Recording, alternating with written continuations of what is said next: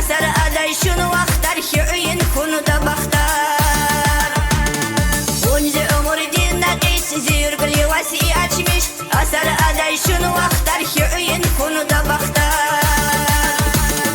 Ahun anıday uleri aman anıday janari ve köysi kızı ulu kayıp savali iki yürgülü.